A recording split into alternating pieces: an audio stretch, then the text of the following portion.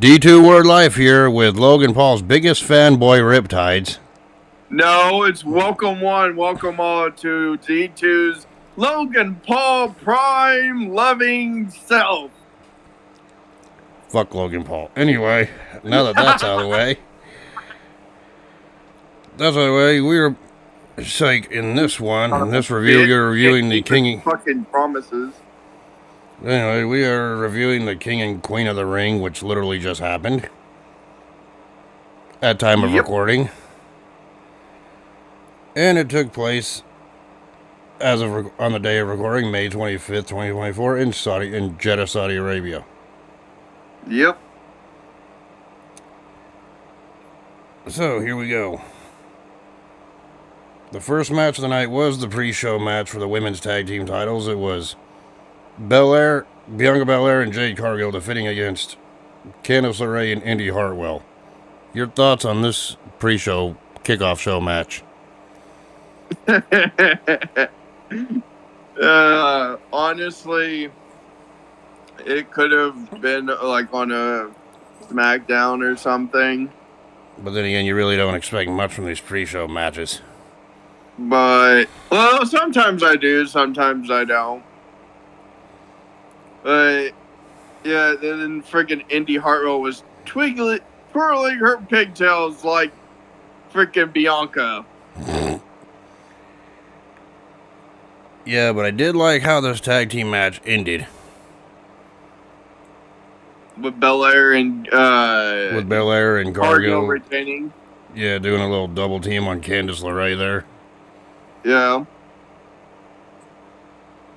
It's like what combination they use again? It's kind of hard to remember. I don't remember that well. I think it was someone do a suplex or something. It was a double team maneuver. It was when Bianca was lying on the mat, kicked her up, and when Jade Cargill fucking had her basically like she was going for Jaded, but not really. Yeah. And then she launched her towards, because I don't even know if it's a move that they've done yet, but they just kicked her right and then back suplexed her. Launched her into the back. Oh yeah, Cargill threw her into Belair suplex win. Yeah. That's what it was. Sorry, I've been seeing so many matches on this card, kind of hard to keep track of what goes on. Yeah. And this is all unfiltered. I didn't even take any notes. I probably should have. Right. Yeah, no, it's just a move that they've never done. I don't even know if they have a name for it yet. So the move's called the Yeet. Let's just call it that. Call it that. Or something. I don't know. Yeah. But anyway, the show kicked off proper with the Women's World Championship match on the line with Becky Lynch, the champion, defending against Liv Morgan. Another match that could have gone either way. But it had a little bit of storytelling to it. But before we get to the end, what's your thoughts on the spots in the match? It was good until your boy, the Eddie Guerrero Wish.com version came out.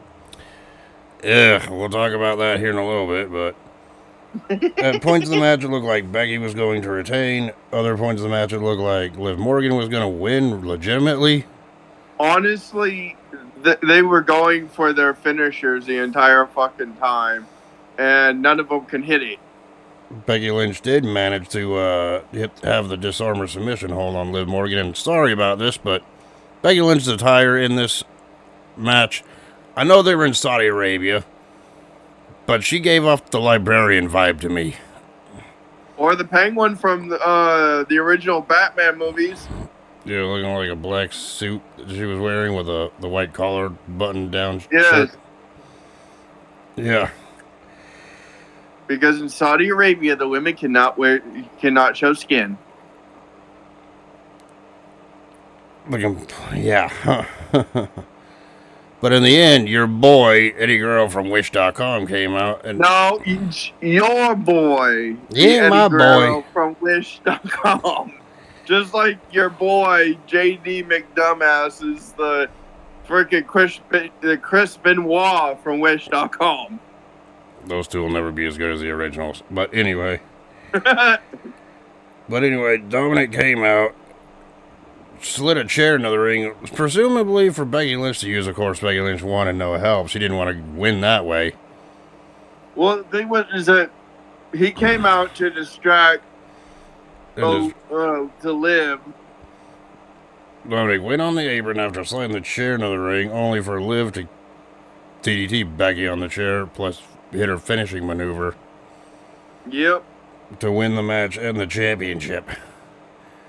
And supposedly we're supposed to have a rematch for the women's title on Monday. Which I'm not going to be watching. I'll just catch the review show on that one later. So, because at that segment, at the end or whatever, the other matches, they had that segment. She's like, well, I have a rematch clause in my contract for the title. I'm going to Pierce right now. Yep. And Michael Cole's like, oh, yeah, Pierce, you better make this right. Yeah, you know, when you really think about it, it's like, I know it was inadvertent, but you got to realize this. In theory, Dominic Mysterio accidentally helped the woman who injured friggin' Rhea Ripley to win the world title. Yeah, accidentally. I don't think it was an accident. I think he was there to screw Becky Lynch over, really, with the story that they're telling. Well, like I said, there's rumors of the storyline of where Dominic is supposed to get into a relationship with Liv Morgan. But I guess we'll see what happens as the weeks progress. Yeah, but like I said, it's just rumors that they've been saying, been telling. I don't know if the rumors are true or not. I only give it maybe 40% truth at this point. Who knows where WWE's going with this story at this point? Either way, I think the end result is going to be, as soon as Rhea Ripley returns from her injury, her and Dominic are going to be no longer a thing. That's what I believe the end result's going to be regardless. Well, Buddy Matthews, or as what he was called in WWE, Buddy Murphy. Buddy Murphy is supposed to be coming back at almost the same time as Rhea Ripley. From rumors. Now, these are just rumors, I not might add. stone. Yeah. From rumors. Yeah, but I'm the guy who says himself, well, unless it happens, I don't believe it. Yeah, no, I'm just saying this is for everyone. I'm just saying that this is from rumors because he's not being used to his full talents in AEW. Malachi Black or Aleister Black, he's supposed to be coming back as well, from what rumors are. A lot of WWE superstars that went to AEW thinking that they would get a better career have been disappointed because of the poor management. Yeah, I mean, look, guys, like you said, Buddy Matthews, the Hardys, fucking Cody Rhodes even came back. Andrade came back after all stints with AEW. CM Punk. And hell, even CM Punk. Even when he was saying that he would never come back. He actually came back to WWE last November after a poor management and failed run in AEW. Well, I wouldn't necessarily call it was just a failed run. It was just the backstage bullshit that kept happening time and time again with him. Thing is that with him, it wasn't that he had a failed run. He didn't have the freaking run that he wanted to do because of the management. And then the management would only believe what the damn superstars were saying about the other superstar. And then when the actual evidence came out, they got screwed. Yep. All I'm saying is, this is just totally off topic right now, but I'm just saying because that AEW may not be around for another 5 to 10 years. No.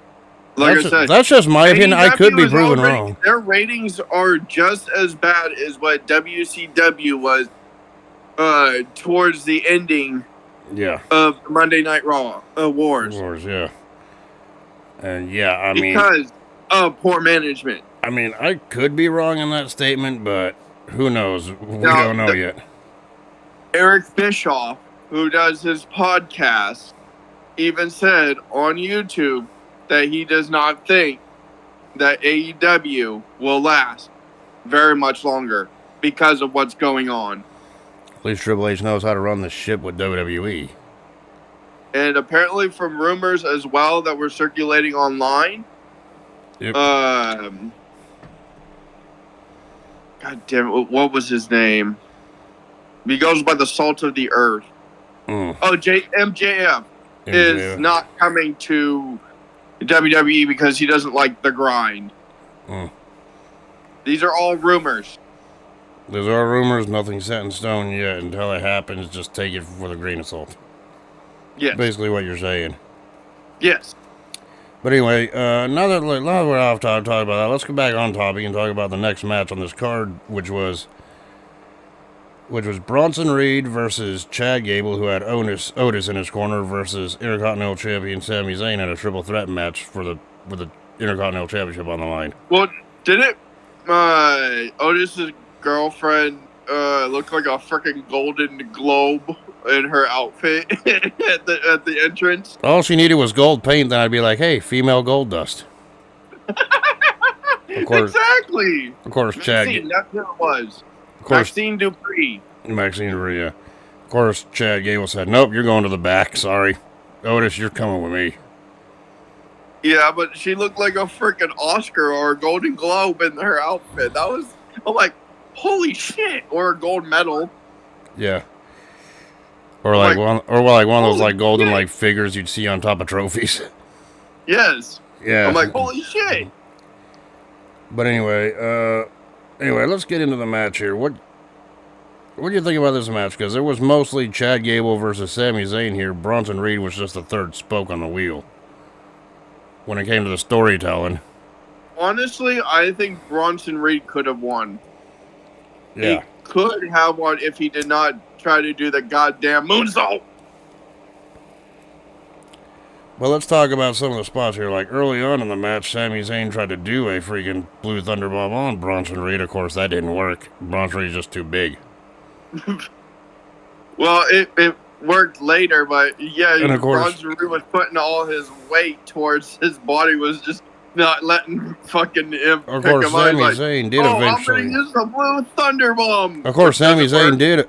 Of course, Sami Zayn eventually did hit the blue thunderbomb, and in the words of Simon Miller, did it work? Of course not. It never does, except for that one time on the kickoff show in Saudi Arabia. He's probably. I wouldn't be surprised if I hear that on the review for this show with Wolf Culture there, right? Yeah. Of course, it was impressive also that Chad Gable was able to put the ankle lock on Bronson Reed, only for Sami Zayn to sneak up behind and put one on Chad Gable in the ankle lock too. Yeah, but like I said, it could have gone either way. I thought Bronson Reed could have won. And of course, when you had Bronson Reed do the freaking power bomb, I believe, to Gable while Sami Zayn got suplexed at the same time. The super power bomb, yeah. Yep. And of course, the big story was near the ending. What was Otis going to do? Otis did take out freaking Reed. But let's talk about what he was hesitating to take out freaking Zayn too. Yeah, because Zayn was telling them all and was saying that, oh, he's just going to use you guys. Just going to use you guys. Just going to keep using you, and abusing you, and abusing you. Only for Chad Gable to get in Otis's face and bitch slap him once again, yelling at him, saying, listen to your dang coach. And what did freaking Otis do? He charged, Sami Zayn moved out of the way, and Chad Gable got the clothesline instead, taking him out of the match. No, he's like, oh, what are you going to do? Hit me? What are you going to do? Hit me? Is he your friend now? Listen to your goddamn coach. And then he freaking turned around and went to clothesline. Sami Zayn ducked, and Chad Gable got taken out. And of course, back in the ring, Bronson Reed got hit with the haluva kick, and Sami Zayn ended up retaining the championship by pinning Reed. Yep. Which, to me, furthers the story between Zayn and Gable. Because one, Gable's probably eventually going to turn on the Alpha Academy after that, turning Otis and Dupree face in the process. And Most likely. him as a heel is going to resume his feud with Zayn over the Intercontinental Championship in the coming months. No, he's going to turn back into Shorty G. No one wants to remember the Shorty G character. Sorry, when Chad Gable was Shorty G, he looked like one of those basketball players from Space Jam. I swear. Right? Well, he looked like a tiny knockoff of John Cena. No one needs to remember Shorty G. These are jokes, people. We're not making fun of them. We're just fucking throwing out jokes. It's like these are just jokes. They're all ever So going to don't be get jokes. your panties and undies in a wad. These are just all jokes, you know, people used to tell them a long time ago. But anyway, after that, we head to our Queen of the Ring final between Lia Valkyria and Nia Jax. Yeah, your favorite match of the night. It's not my favorite match of the night. But anyway, from what I've seen in this matchup, Valkyria was desperately trying to take the fight to Nia Jax, despite Nia Jax being the bigger opponent like usual. She was trying to freaking confuse Nia Jax. She kept trying to counter, do everything that she would normally do. Yet she's like, shit, this isn't working. Shit, this isn't working. Shit, this isn't working. Of course, let's talk about one spot that happened before the ending of the match. Was when Nia Jax was going for a leg drop on Valkyria, who was like positioned on the ring apron. Valkyria moved out of the way. And Nia Jax ended her ass first on the ring apron. And she literally said, this hurt. It's like, ow, that's hurt the ring apron. That's the hardest part of the ring. And sorry, when I seen that happen, I got flashbacks to years ago when the same spot happened and Nia Jax started yelling out my hole. I'm like, thank God you didn't say that this time. Well, these are the first times that she has broken character twice. When she's tried to hit that move twice. And both times it didn't work. Yes. Literally said, my hole and this hurts.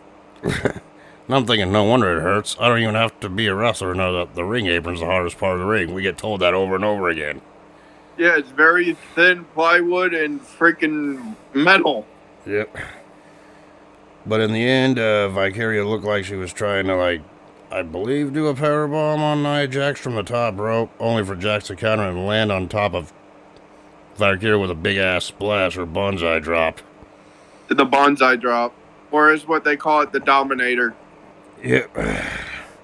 And Nia Jax scored the win and became the 2024 Queen of the Ring.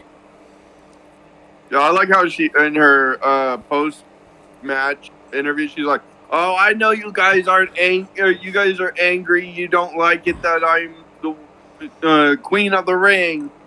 But suck it. I'm going to be WWE Women's Champion at SummerSlam. Yep, and following that match, we all know you had fantasies about being under Nia Jax for that death by snoo. We all know we both did death by snoo. Oh, shit. If you guys know what that is, then you guys know what it is. If you don't, go watch some Futurama. But with that, she ended up earning Nia Jax will be facing whoever the women's champion is at SummerSlam in August. Yep.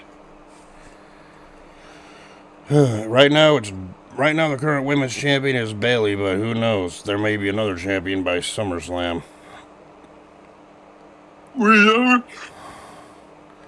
We never know. And then after theirs, we get on to our semi-main event, which was the King of the Ring finals between Gunther and Randy Orton. Now, this one for many was a dream match to see the, it's like the big powerhouse versus the veteran.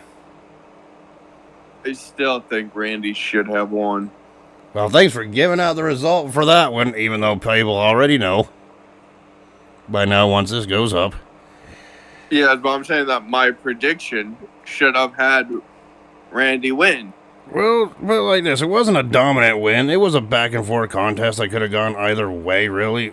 I mean, Orton brought the fight to Gunther here and vice versa. Well, Randy Orton was injured and still because of the freaking new bloodline. Yeah, and Gunther was working on Randy Orton's injured knee, of course. Of course, there was some like ringside table spots where Gunther got slammed onto him, Yep. making you believe that Orton actually had a chance to win this one. And of course, the ending of the match saw Orton go for an RKO, only to get his knee targeted again, and then Gunther won with a roll-up. Yeah. Like I said, Orton didn't get beat in dominant fashion. It took a roll-up to put him down, not the power bomb that freaking Gunther uses. Well, a lot of people thought that Randy stood no chance. Yeah, a lot of people did that, but he made those haters not. He made those freaking people eat their own words by bringing the fight to Gunther and almost defeating him. Also, again, in Saudi Arabia, everyone's saying his theme song, Voices in My Head, just like they did in France. It's like, congratulations, everyone in France and freaking Saudi Arabia has freaking schizophrenia. Not making light of that. That's just a joke. I know they were just singing the theme song. Right? Well, I was singing along with it too. I have voices in my head. They tell me to do things. Yeah, they tell you to do things like torture D2 playing Game of Pain every time he's on Fortnite. You can't deny that. Maybe. But anyway, my prediction of Gunther winning King of the Ring actually came true. And with that being said, Gunther gets a World Championship match at SummerSlam, possibly against Damian Priest, whoever the champion is. Speaking of World Champion, we all know that come the next show, Clash of the Castle in Scotland, is going to be Damian Priest defending against Drew McIntyre in a rematch from WrestleMania. Yeah, because Drew McIntyre has now been officially medically cleared as of today. Well, that night. When they announced it. When they announced today when we saw it this morning, well, our time this morning, but nighttime their time. Yeah. He has been cleared to officially compete in WWE again. It's like, yep, so either way, it's a win either way. Either way, by SummerSlam, we could see Gunther versus Damian Priest or Gunther versus Drew McIntyre and another hard hitter. We got Clash of the Castle. Yep. And because of Clash Castle, we got Damian Priest versus freaking McIntyre. Yes. So either way, it could be a great SummerSlam World Championship match either way with Gunther now in the mix. Yep. Speaking of main events, that takes us to this main event of this show where we had Cody Rhodes defending the undisputed W Championship, or should we just call it the W Championship? It's not undisputed anymore when there's a World Heavyweight title out there. I don't care what it's technically called right now. We had Cody Rhodes defending the W Championship against... Well, it is the heavyweight title over there now, and the WWE title is on Raw, so... Well, the World Heavyweight Championship's on Raw, the W Championship's on SmackDown. I understand why they call it undisputed, because it's a match between the WWE and Universal title, but let's just drop the Universal title in the part of that name, please. I think that championship's pretty much retired since Roman lost at Mania, but anyway... Well, it was pretty much lost since it was all combined into one title. Yes, but anyway... Cody Rhodes defended the W Championship against your boy, the United States Champion, Logan Paul. And like I said at the beginning, he was yo boy. And I have to give the devil his due. This match was actually good, and freaking Logan Paul actually did have a fine, decent back and forth match with Cody Rhodes here. As much as it pains me to give Logan Paul credit in any match he's in, I have to. I don't give him that much credit. It wasn't even that good. Fair is fair. We've seen worse matches from full-time performers than that. Well, yeah, but I don't give any credit to Logan Paul. There was a couple times he could have won, even by cheating with the brass knuckles on the outside of the ring. Even though he said on Friday night that he would not use the brass knuckles. Yeah, and then freaking it's like, yeah, Cody Rhodes hit the freaking Cody Cutter onto the freaking English announce table, which did not break, onto Logan Paul. That camera shot of Logan Paul after the move looked like he was dead knocked out.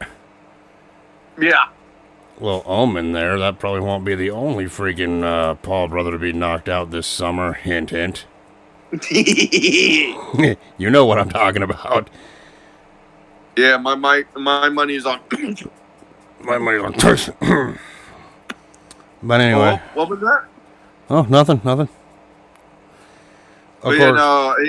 Cody jumped off Timekeeper's barricade. Did the Cody Cutter. Yeah. And of course, like always, Logan Paul has to have his entourage with him, and they have to interfere. Of course, after Logan Paul nailed Joey Rhodes in the stomach with their brass knuckles, all of a sudden he and Michael Cole started getting into a little argument confrontation. Which I think will probably end up having a Michael Cole versus Logan Paul match. That match possibility can go to fucking hell. We don't need to see Michael Cole in his 50s or 60s put on that orange singlet again. It was bad. That was fucking bad 13 years ago. It's going to be bad now. Don't say that. But of course, with Logan Paul's entourage trying to attack Cody Rhodes just beat the flipping shit out of the little prick. Yeah, but then Logan Paul got the upper hand, went to the Arabic announce table, laid Cody Rhodes' unconscious body onto it, and then took a swig of your favorite drink, Prime. Fuck Prime. And did a frog splash through the Arabic announce table. After he was like, oh, this is the Logan Paul and Levesque era. Yeah. Yeah, and then Logan Paul then freaking put Cody Rhodes back in the ring, hit another frog splash on the Rhodes in the ring. Rhodes kicked out at 2. That was freaking close, and I was thinking, kick out Cody. We don't want him. We don't want Paul as champion here. Nope. It's bad enough he has the U.S. title right now. Which kind of made a controversy at the end a little bit when he stopped the count out. And he told the ref, oh, he needs to learn. I'm like, damn. Yeah. Yeah, and then, of course, and the referee got squashed in the corner by Logan Paul after Cody Rhodes inadvertently trapped him into the referee in the corner. Of course, ref bump. Cody Rhodes hit the crossroads. There was no referee. Of course, earlier before that, Logan Paul even hit his own crossroads, and Rhodes kicked out of that. Yeah, but I also like the fact he's like, oh, I'm Logan Paul, bitch. And then fucking, towards the end of the match, the guest announcer. Yeah, Logan Paul was about to use the brass knuckles again when the referee was down, and then the ring announcer stopped him from doing that. And then he goes, what? And then Logan Paul got all pissed off at the ring announcer. Yells out, what's your goddamn name? Yeah, Logan Paul yelled out to the ring announcer, what's your name? And then Cody Rhodes comes in, I'm Cody Rhodes, bitch, and hits him with the 3 crossroads.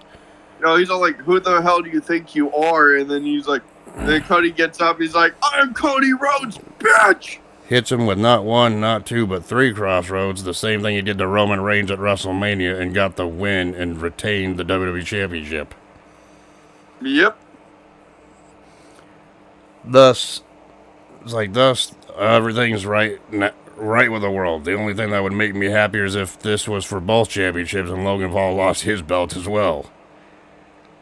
Like I said, when we were talking before the match and everything, when we were just discussing things during the kickoff show, he is a pussy because he didn't want to put his title on the line. He was saying, "Oh, what has Cody Rhodes ever done to get a title shot at my U.S. title?" I'm like, let's think. Let's think. He won 2 Intercontinental Royal champion, Rumble. Let's say, Okay, Rhodes is won a the former. Rumble twice. Won the WWE Championship, and hell, during his time away, started another company. Exactly.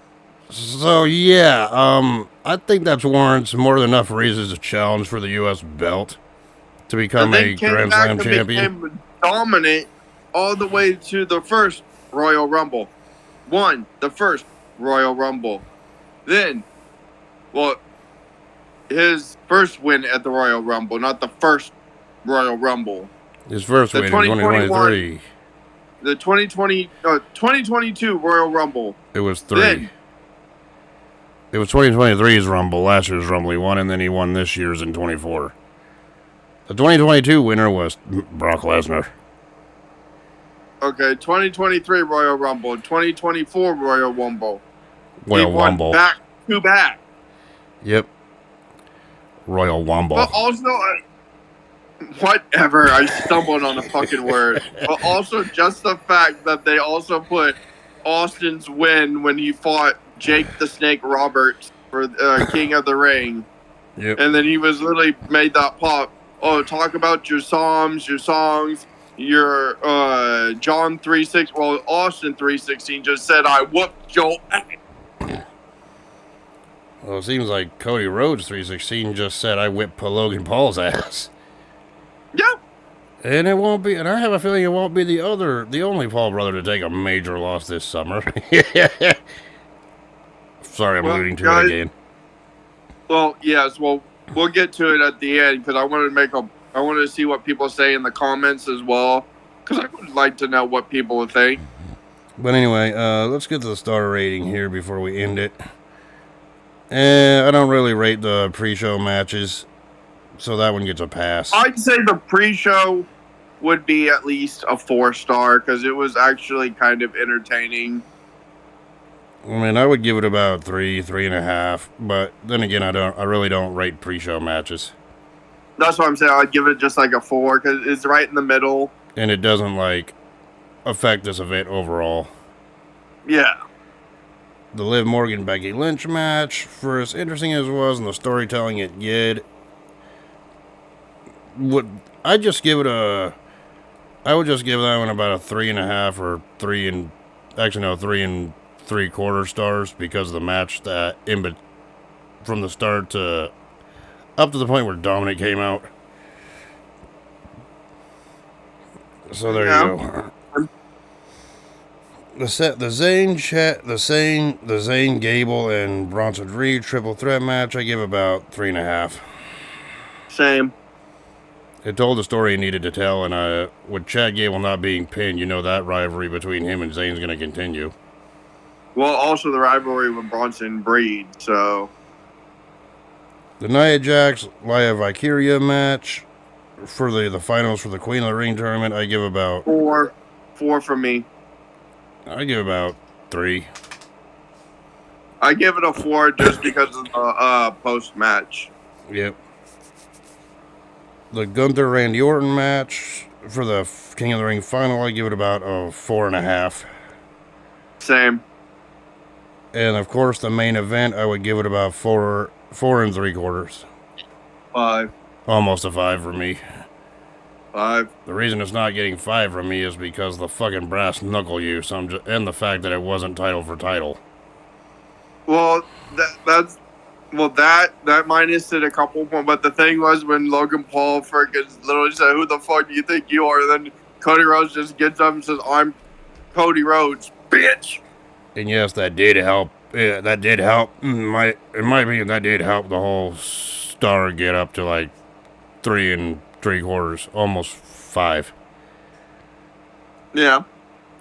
So overall, what grade would you give King and Queen of the Ring 2024? I'd give it a B.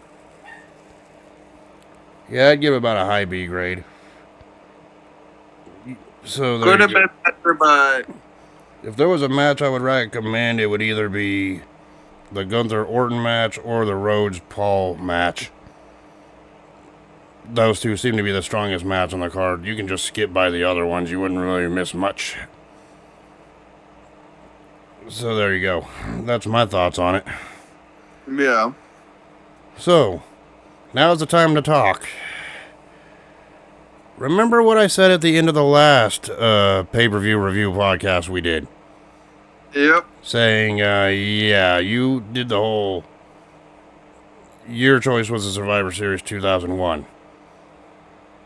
And I said, well, mine wasn't too far before that pay-per-view, and it's still considered today as one of the best pay-per-views in WWE history by many fans. Yep.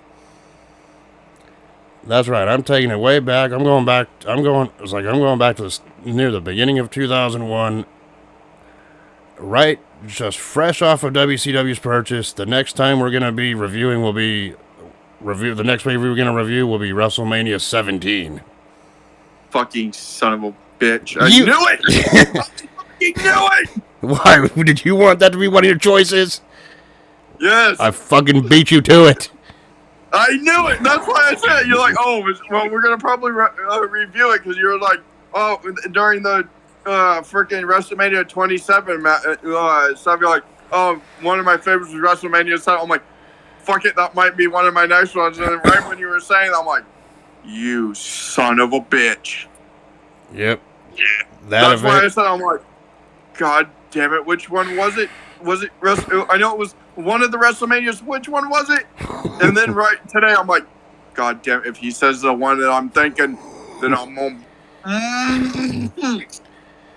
That's why I gave a preemptive son of a bitch before at the last pay-per-view. Review. Yep. Son of a bitch. So yeah, get forward to hearing about our opinions about that show come Wednesday. Yeah. Will that show hold up today and still be, in our opinion, considered the best WrestleMania of all time? We'll find out in the next review. Until then, D2 Word Life, Riptidz. Wait, before we end, like I said, in the comments, if you guys would say, who do you think would actually win in the fight? Jake Paul or Tyson? I would actually like to know. I say Tyson. This is for everyone's opinion. I say Tyson. Mine and his opinion, Tyson. Yep. But anyway. Everyone else has their own opinions. Let them be known. Yep. If you guys want to. Yep. Anyway. But anyway, the next review we're going to be doing for this series will be WrestleMania 17. Until then, until it's D2 World Life, that's freaking Riptidz, and we will talk to y'all later. Peace. Deuces.